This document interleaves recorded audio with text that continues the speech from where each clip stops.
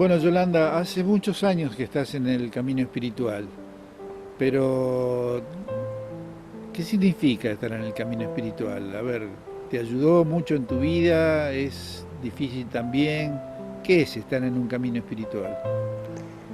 Bueno, yo creo que una cosa muy importante es entender que el camino espiritual no es una cosa alternativa que vives a medias. Yo siento que el camino espiritual es algo a lo que te entregas. Y para poderte entregar a un camino espiritual también hay que renunciar a muchas cosas que normalmente la gente no fácilmente renuncia. Y por otro lado también es un espacio donde tienes experiencias espirituales que te permiten aprender sobre la base de tu experiencia. El camino espiritual no es un camino de lecturas espirituales, sino de experiencias espirituales. Hay muchos altos y muchos bajos, no es un camino liso, no es un camino plano, es un camino que a veces te tienes que esforzar muchísimo para poder caminarlo, pero vale la pena porque puedes llegar a tener experiencias muy especiales. A pesar de que llevo muchos años en un camino espiritual, una de las cosas que sucede cuando estás haciendo un trabajo interno es que emergen muchas emociones con las que no estás tan familiarizado. Y son emociones que vienen del subconsciente y que a lo mejor no tienes la conciencia de tenerlas. Y esas emociones se canalizan a través de comportamientos. Y cuando no quieres ver esos comportamientos, no los ves. Y puedes sentir que estás bien, pero también eso es una ilusión. Hay que tener mucha fuerza de voluntad y mucha entrega a tu camino espiritual para poder ver esas cosas. Pero hay muchos distractores y muchas veces no los ves. A mí me pasó algo muy parecido a... Te voy a contar una historia zen. Era un maestro con un discípulo y este maestro mandó al discípulo a subir a la cima de la montaña. Y le dijo el maestro, vas a encontrar muchas cosas, pero tu objetivo es tener la experiencia divina con Dios. Y esa solamente la vas a encontrar en la cima de la montaña. Y el maestro mandó al discípulo a subir la montaña. Y en el camino el discípulo empezó a encontrar piedras muy hermosas, piedras preciosas, zafiros enormes, esmeraldas, rubíes. Iba subiendo y se iba cargando su mochila con todas esas piedras, que eran hermosas y tenían un valor incalculable. Ya estaba a punto de llegar a la cima de la montaña cuando se encontró un diamante precioso, pero ya estaba tan cansado de cargar y dijo, no puedo dejar este diamante, ve lo que es una hermosura, vale millones. Y decidió cargar el diamante, pero para poder cargar el diamante tuvo que descargar muchas otras piedras. Pero con todo y eso el diamante era tan grande que no podía llegar a la cima de la montaña. Y finalmente tuvo que soltar todo, porque se acordó de que su objetivo era vivir esa experiencia divina con Dios.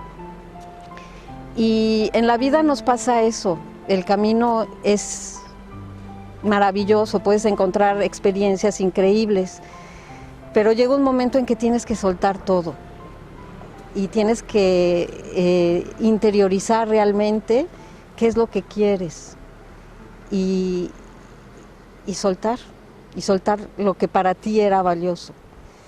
Y me pasó eso.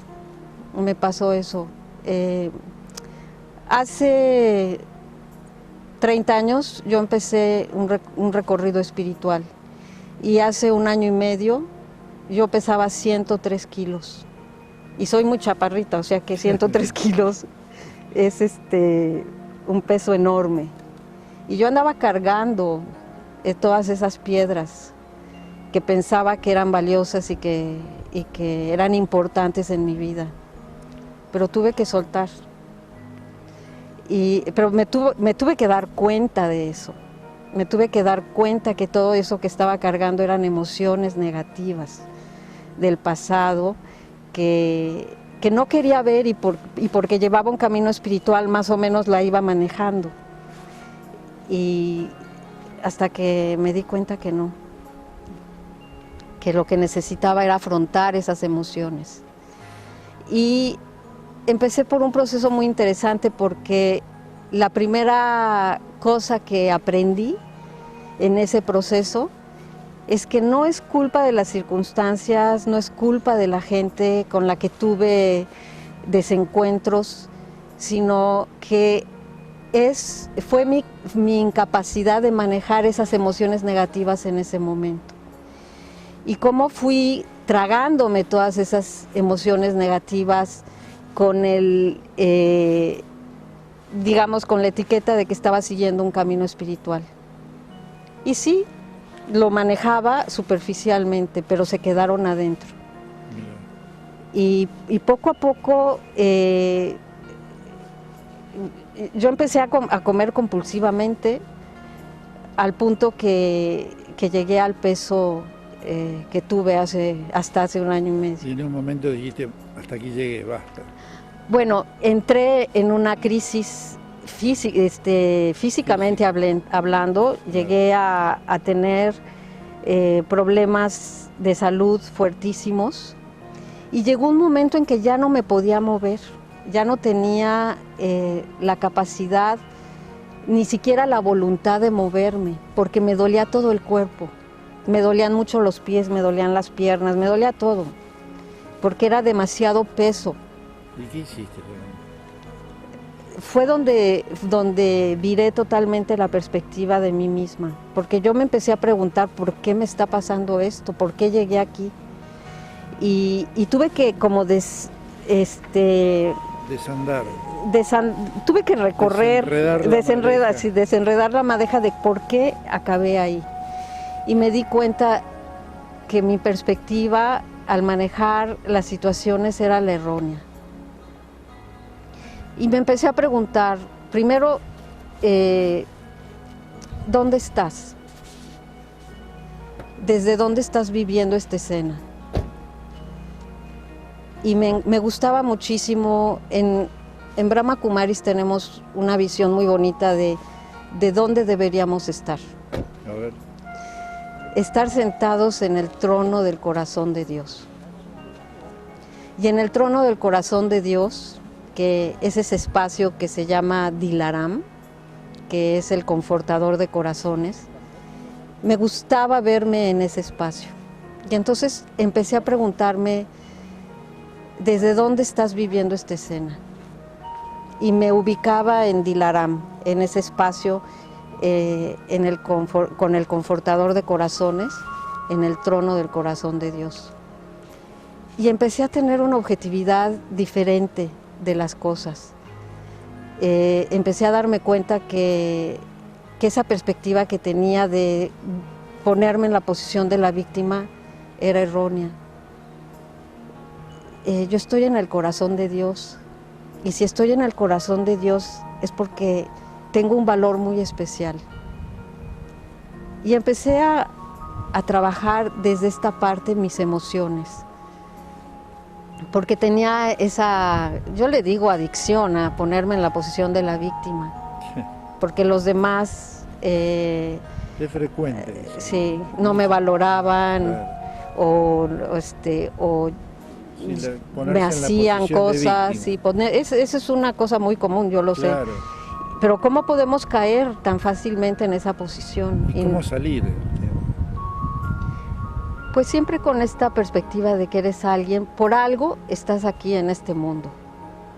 No es un mundo imperfecto, a pesar de que haya tantas imperfecciones en el mundo, por algo estoy viviendo esta escena. y esta escena es perfecta para mí para aprender algo.